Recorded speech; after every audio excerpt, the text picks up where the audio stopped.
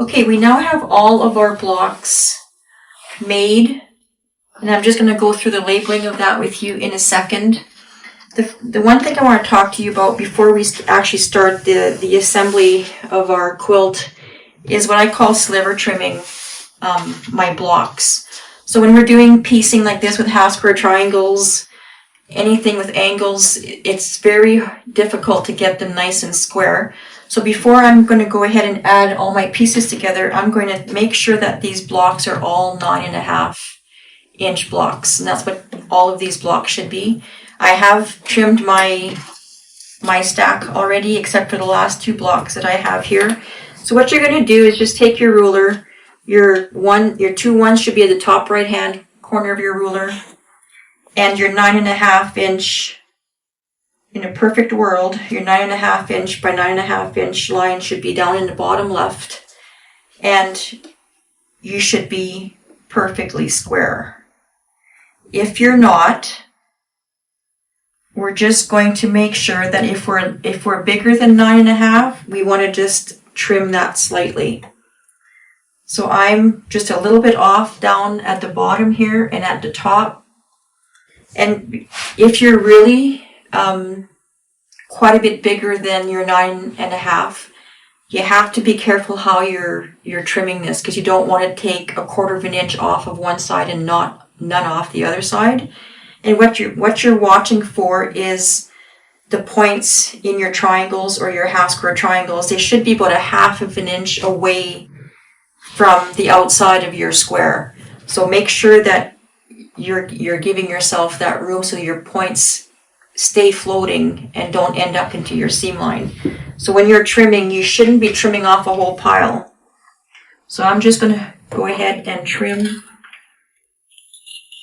just that little bit. So when I say sliver trim, it's a sliver trim. Like, there's not a lot. So I'm just going to turn this so that the top corner is now at the bottom left.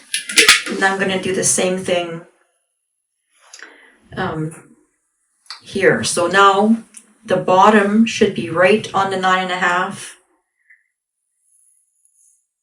And you're going to be trimming the top and the right hand side again. So you're just going to do that. So I'm just going to do here and a little bit here. So again, it's just a little bit that's coming off. So when you're done all your blocks, you should just basically have a little pile of shavings. That's all you should have left there. All right, and then my last one that I made, my floating diamond.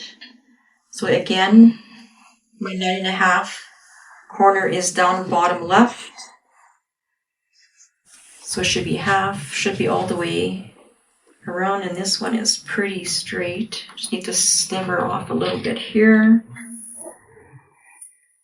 And the reason I do this, it's surprising how this makes putting your quilt together so much easier.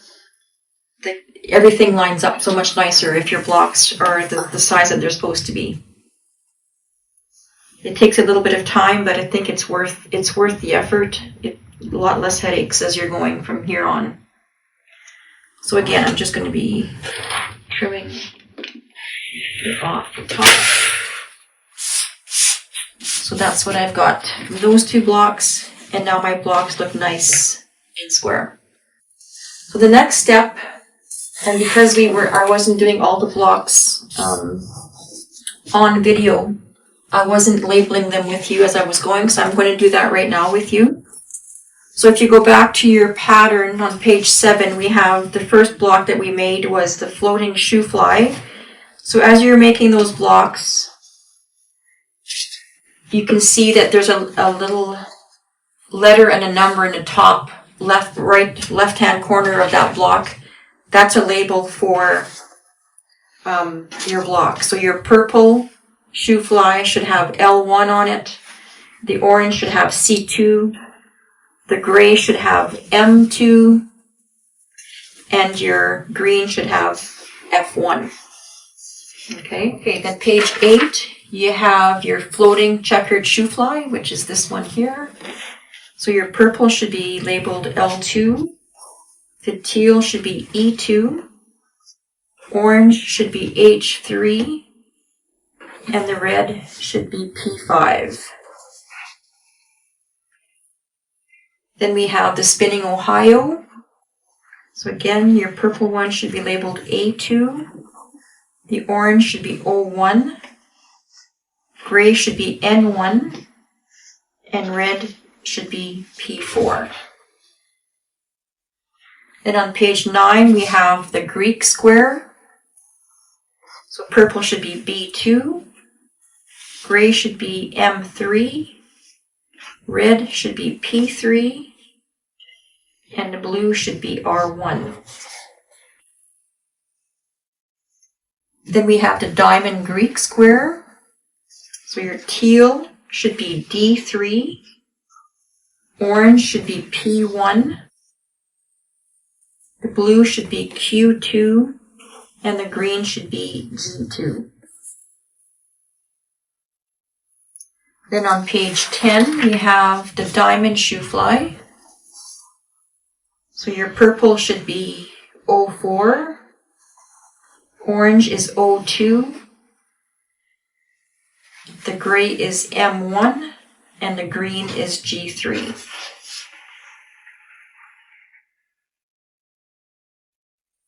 Then we have the geese formation block. So your purple should be A1, orange should be H2, red should be P2, and green should be F2.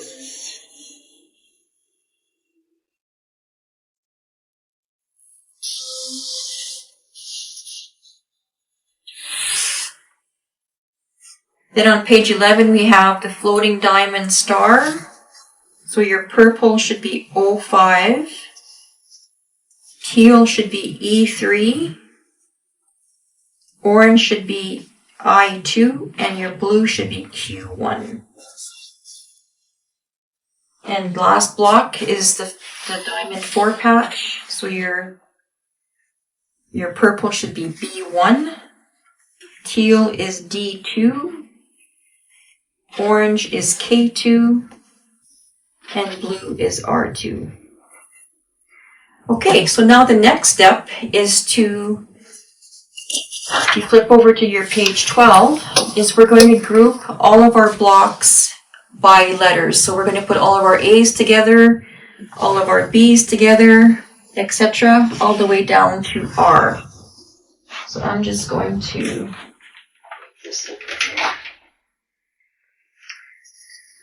start with, so B, C, D,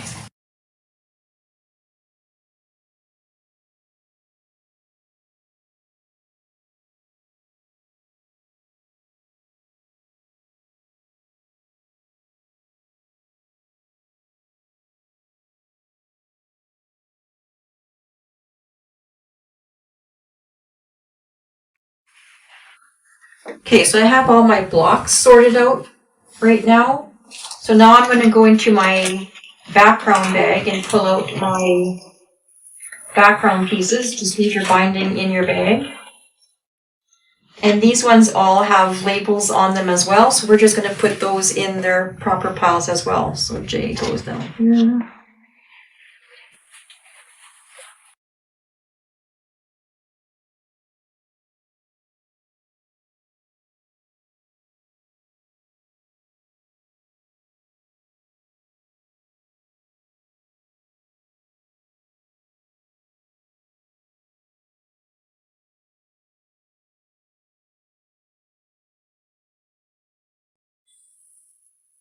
Okay, I have all of my blocks grouped by letter. So now what I'm going to do is I'm just going to show you how to set these up and how to sew them. So I'll show you how to do that, and then I'm going to go and sew mine. So I'm going to start with the A block. But before I do that, I'm just going to stack these up.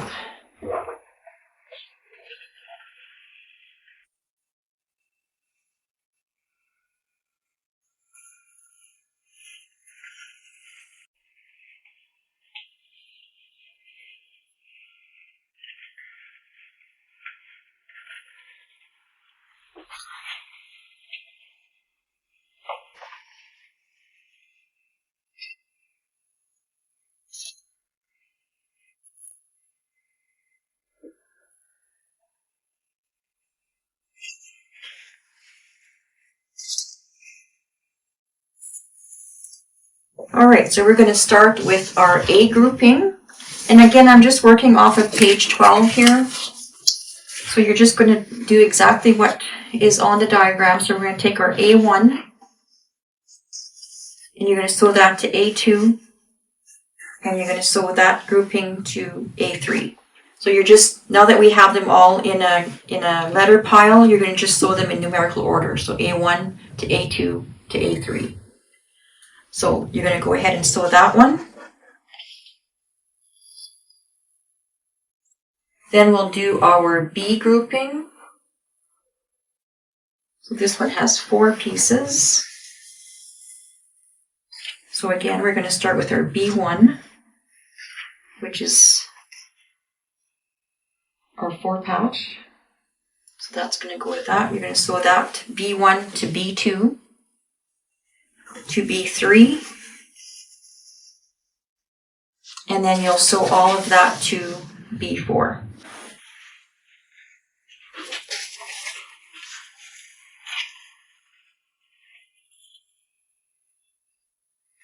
Then we'll do our C grouping. So again, we're going to start with our C1, which is the black piece, C2, and C3. So you're sewing C1 to C2 to C3. So go ahead and sew that together.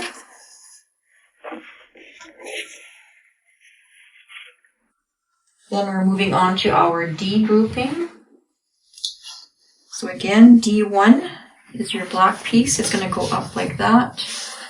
D2 is your diamond 4 patch. Oops, this is E. And then D3 goes to the bottom of that one. So that one's just a vertical line. So go ahead and sew that one together.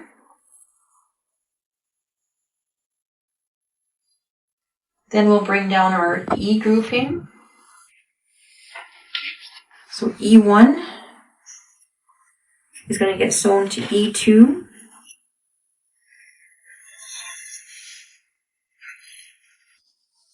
Which is going to get sewn to E3. Then you're going to sew E4 to the side of those 3 blocks. And then E5 is getting sewn to the bottom of that grouping. So go ahead and sew that one together.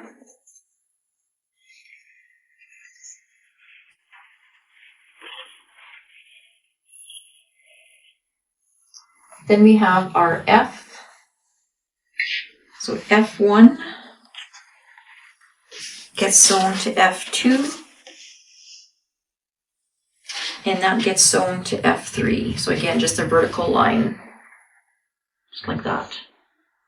So go ahead and sew that together. Then we're moving on to our G grouping. So G1. Whoops. G1 is a black piece. So G1's at the top. Then you're going to sew G2 to that, G3 to the bottom of G2, and G4 goes to the bottom of G3.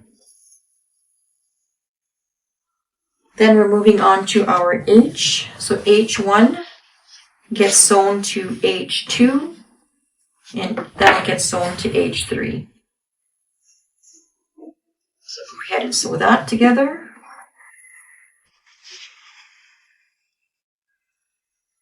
Then our I is going to be I1 gets sewn to I2. Just 2 pieces in this one. Sew that one together. And then J is just 1 piece, so we'll just leave, that one will just stay by itself for right now. Then we have K. So K1 will get sewn to K2 to the bottom of, so yeah, K1's on top of K2, and then K3 goes to the right of 1 and 2, like that. That's a bigger piece. So go ahead and sew that together.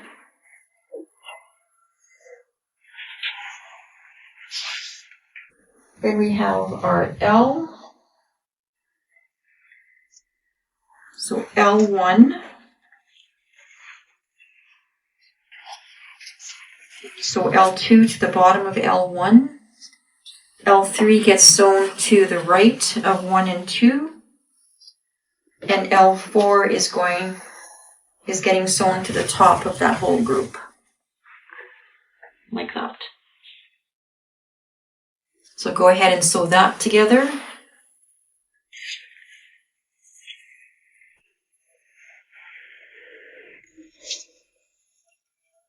Then we have our M grouping. So M1 is at the top. So you're going to sew M2 to the bottom of M1, M3 to the bottom of M2, and M4 goes to the bottom of M3. So again, another vertical line. So go ahead and sew that one together. Then we have N. So N1 is a block. You're going to sew N2 to the right of N2, and N3 is getting sewn to the bottom of that grouping. So again, another big piece here. So like that. Okay, so go ahead and sew that grouping together. Then we're moving on to O. So O, we're going to start with O1 as a block.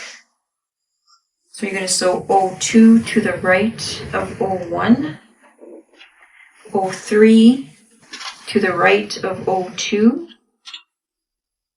O4 to the right of O3, and O5 to the right of O4. So that's just one long line. So go ahead and sew that one together. Then we're moving on to our P grouping.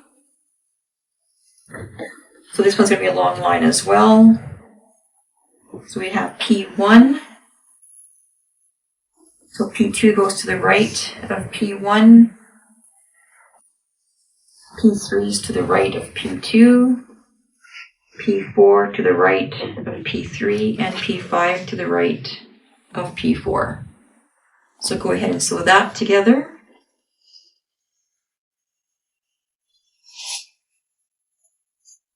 Then we have our R. Actually, Q's first. So we have Q1. You're going to sew Q2 to the Q2 to the bottom of Q1, and then Q3 is going to the left of 1 and 2. So you're going to sew that group together.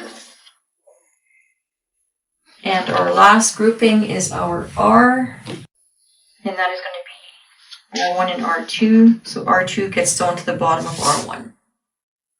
Okay, I'm going to go sew mine, and then I'll be back to assemble all those units together.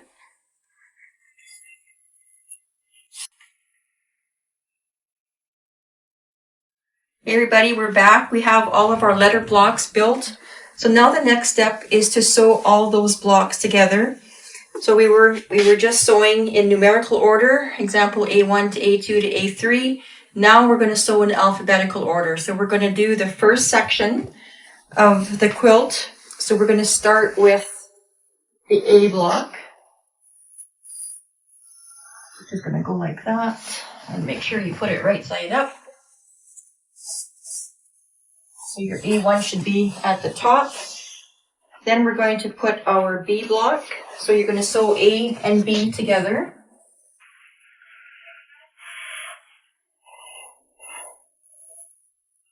Then you're going to sew your C block on. And again, make sure you have this the right way. So your C1 should be on the left-hand side right here.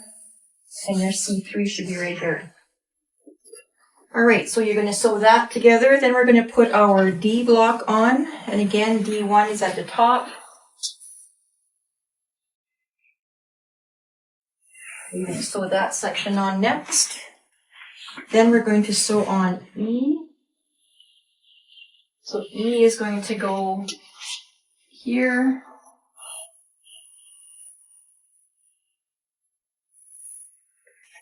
And then we have F and G, which are just going to go on the side of E. I'm running out of room here, so F is going to get sewn on to E. And then you're going to sew G onto F, like that. So we're going to go and sew that, and I'll be right back with section number 2. All right, now we're ready to start section number 2 of our quilt.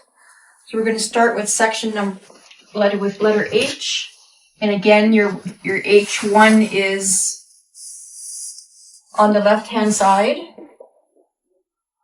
And then I is going to get sewn to the bottom of H. So like that. Again, I1, I2.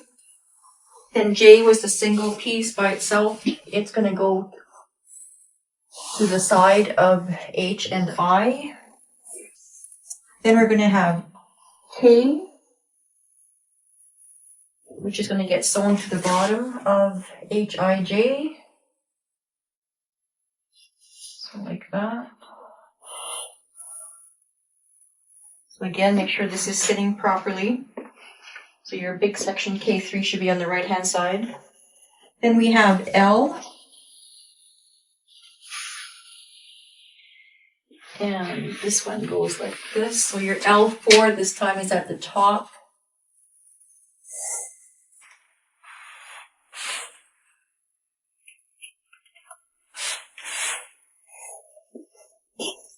Then we have M, which is just one long row. Your M1 is at the top. And then N, it's sewn to the side of that, and your N1 is at the top.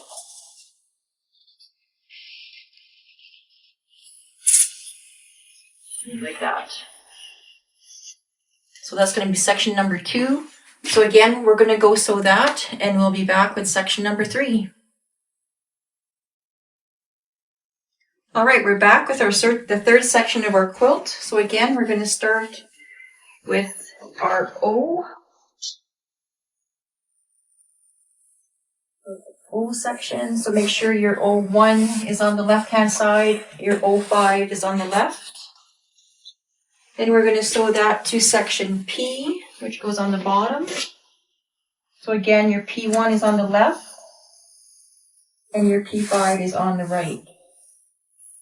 So you're going to sew those two together. Then we're going to put our Q. So your Q3 is beside your O and P. And then your R section goes to the right of Q. So it's going to be right here. So we're going to go sew that together, and we'll be right back. Hey everybody, we're back. I have my 3 sections sewn together. So your top section, middle section, and your bottom section. So now all we need to do is sew the 3 together. So just a few things when you're putting these together, you probably noticed there was some match points in some of these. We tried to put the blocks so there wasn't too much matching with the blocks, but there are some match points, so make sure you take the time to match those up. And again, when we put the sections together, you will have the orange ones will match in here. You have a black and a gray seam here. There's none on that one. And then you'll have to match up this seam here, this one, this purple one, and then again, there's none over here, and then this orange one over here. So just a few, just to make your blocks straight, obviously, otherwise you're going to have a little bit of a jog in your block. So we're going to go and sew those, and I'll be back with the quilt in a bit.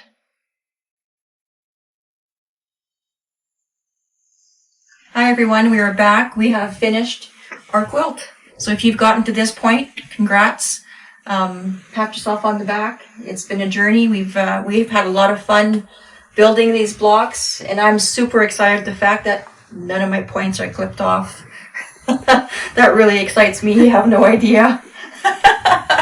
So again, just the whole idea behind the quilt was the floating points, and you can see everything looks so nice and neat and crisp. So yeah, we're pretty excited about this new format of making blocks that we've been making for years, but just making them a little bit differently.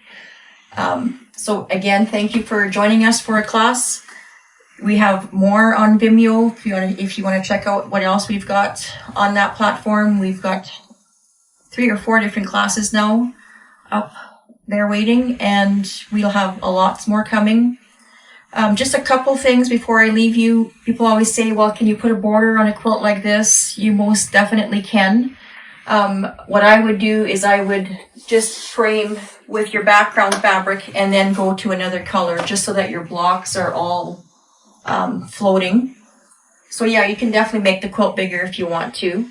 And also, don't get caught with the colors with this quilt. We've used bold colors. Those of you who know the game Tetris, this was our attempt to kind of duplicate that game. It's a game that we grew up with. So that was the whole idea behind this quilt.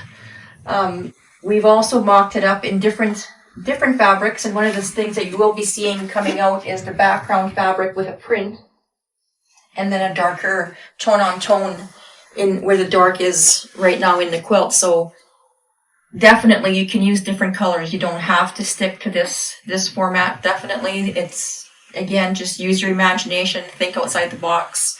Anything's possible. We're going to have various different scenarios coming up on Facebook and Instagram, and at various shows if you see us out there. So just don't get caught up too much in the color, and do your own thing. Always have fun creating your own style, your own color plan. So again, thank you for joining us. We've had fun, and I'll see you next time.